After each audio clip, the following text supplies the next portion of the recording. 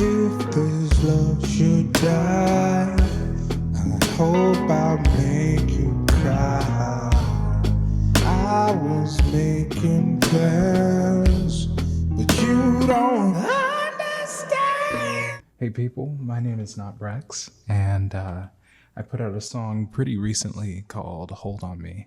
I just kind of came to this new sound, this new direction over the last year or so. Very R&B inspired. There's a lot of elements of like psychedelic rock and shoegaze and some electronic stuff. Not so much in this song, but definitely in ones in the future to come out. And so I just wanted to kind of dive behind the curtain here, show you a little bit what I'm doing behind the scenes to get to this sound. So yeah, this is the whole project file. So I think I'll just start where I started in the song, and that was with the drums.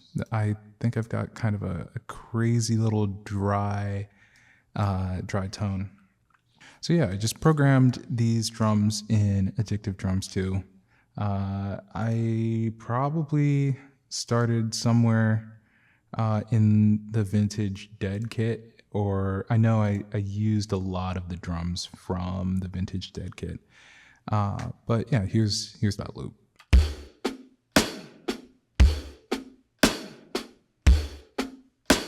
Very solid, open, simple. You're getting a lot of distortion here happening in the chain. A lot of it's coming from the bus processing here. So I've got, crunch amount all the way up, mix all the way up, focus, distorting almost everything except for the subs. And, just a slight roll off on the low end. Tape, I've got a transient shaper going into a saturator. So it's getting crushed. Here, if I turn that off, that's very smooth. Like dead, not even dead, because the whole kit sounds dead, but like this is nasty. So a lot of that's happening in the bus. I've got a little bit of room tone and overhead, giving that wideness. Kind of feels like you're in a studio here, and then like just a little bit, coming from the mics. What did I do to this kick? Okay, so I took the stop sign kick, boosted the lows, classic kick EQ, and then took all the tone out and put an envelope on here that just makes it that tiny little pulse. And then I used the flex kick. So that's like a sample kick right there. There is so little information in the kick, and I don't know. I just like it. That's something they do in house music all the time, and it just really keeps that groove there. The snare, it's a rim shot. I'm pretty sure. Yeah. I just used the rim shot. Sent it to some verb. So, and then like the hi-hats, just turned down the room and the overhead a little bit, and then I filtered out, so it's just the mids for the direct mic. It sounds like garbage. And then when I add the overhead in the room, that it sounds a little bit more real, but definitely going for a trashy aesthetic on the drums. Next, I played in some bass. Very simple.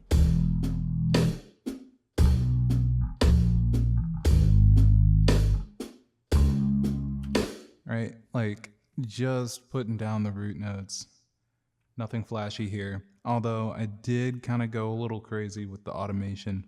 So without the effects, it's there, it's got that room tone coming from the sends and everything, but I just automated in some Valhalla Uber mod. So giving some chorus, just giving that wideness. It almost feels like a different form of side chaining. Just coming in after the transient on the kick. Yeah, so that's that. Next we'll go to, the guitar. I lied if I said, no, I did start with the drums. And the second instrument I put in is the guitar.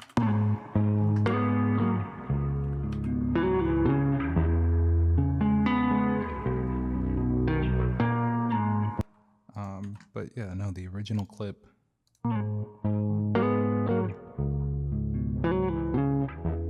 It does sound like a pitch shifted guitar, but no, that's actually a baritone Telecaster. I love playing that thing. Somebody said that this track kind of has a country feel. I don't like country, but yeah, it does. It does, in a sense. A Telecaster will always sound like country music.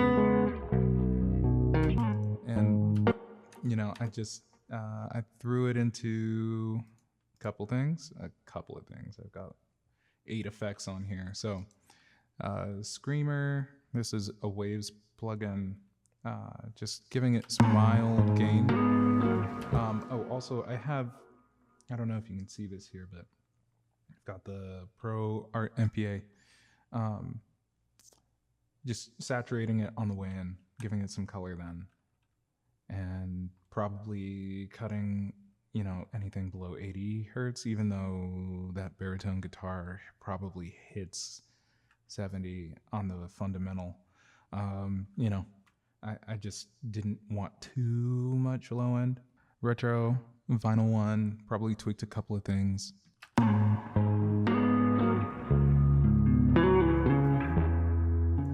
Just giving it a little bit of retro vibe and some noise. EQ, nothing special there, just cutting some honk. V-comp, doing some really important glue, but kind of rather mild. Some more tone shaping here. I feel like this did a good bit on the tone. So this is Harmonix Analog Saturation Processor from Softtube. I love this saturation, it's beautiful. Just doing some mild drive, touching the dynamics down a little bit, and then using that modern type. It's very aggressive and has some split stereo characteristics that I really like.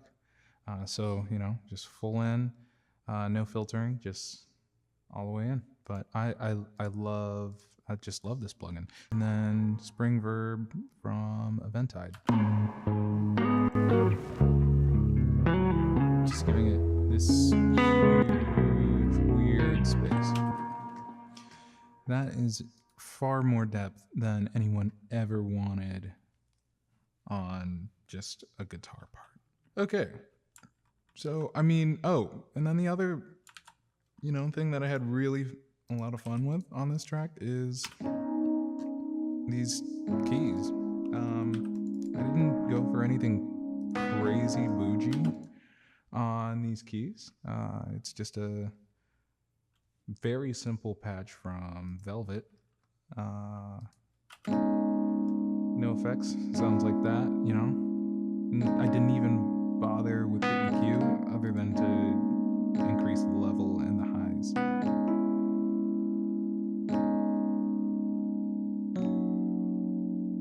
So yeah, here's the keys. And then Valhalla Uber mod, you'll see this plugin a lot. It is my favorite chorus. So 2-tap. I may not have even touched this. Just wanted some width and stereo movement. Ultra channel, totally amazing plugin that gets overlooked so often. Just EQ, a little bit of delay, like a slapback type, 71 and 136 in the left and right respectively. If we want, oh, did I? No, I didn't even use the saturation.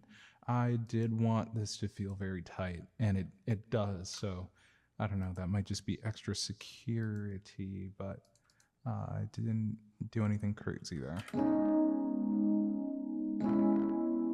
Some saturation on the very loudest parts, kind of bringing out the mid quality, as in like mid frequencies. EQ, rolling off some highs, and then low lifter, just to give some saturation to the low end for when we go into the bridge here. Or no, the third chorus.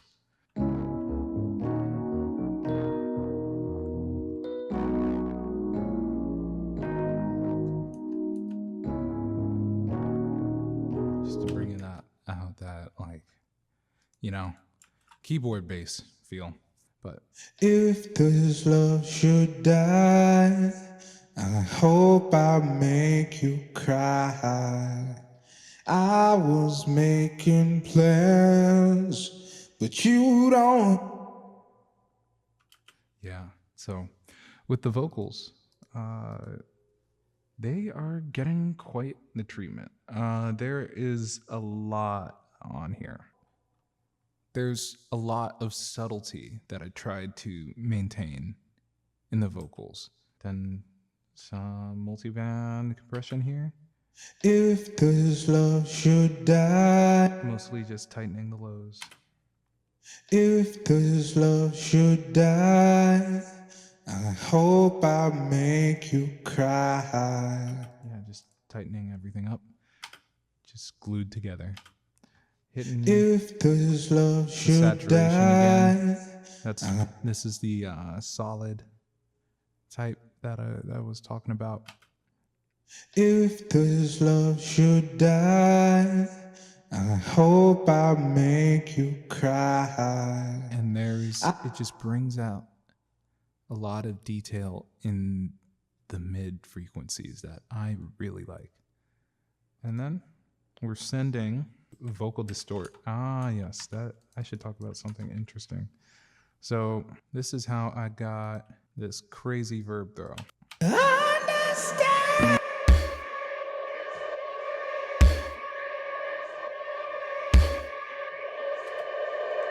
How do I begin? I honestly forgot how this works. I probably got so in the zone that I just kind of made this. Okay, so I'm doing some gating, doing a little left-right delay, distortion. This is that verb.